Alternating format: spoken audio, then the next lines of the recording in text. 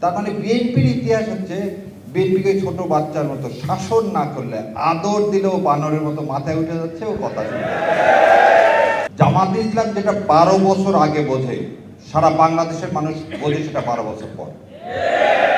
বাংলা একটা কথা আছে, চোর না শুনে ধর্মের কথা, তাই না?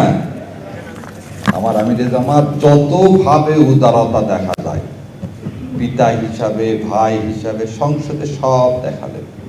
আর আমরা বাইরে ভাবলাম পারতেছে না, খালি ওয়াকআউট করতেছে, আর কিছু করে না।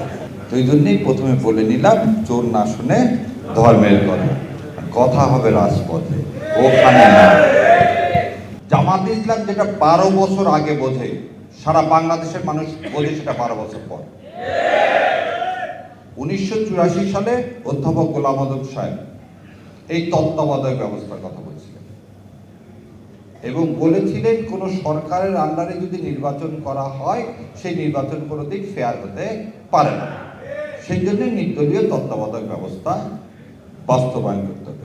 এই বিএনপি 91 সালে বলছিল তত্ত্বাবধায়ক ব্যবস্থা খায় না মাখে, এবং 91 থেকে 95 সাল পর্যন্ত তারা এই তত্ত্বাবধায়ক বিল সংসদে তোলেনি। যখন আবার মায়ের লাগালেন, বলে না দুষ্টের দমন, তো দুষ্টদের তাকে তো দমন করতে হয়। সেই জন্য যখন আন্দোলন করা হলো, তখন রাতের আধারে তারা তখন তত্ত্বাবধায়ক সরকার ব্যবস্থা ওই বিল এনে বাস্তবায়ন করে ভোটে হেরে গেলেন। তার মানে বিএনপির ইতিহাস হচ্ছে বিএনপিকে ছোট বাচ্চার মতো শাসন না করলে, আদর দিলেও বানরের মতো মাথায় উঠে যাচ্ছে ও কথা শুনে।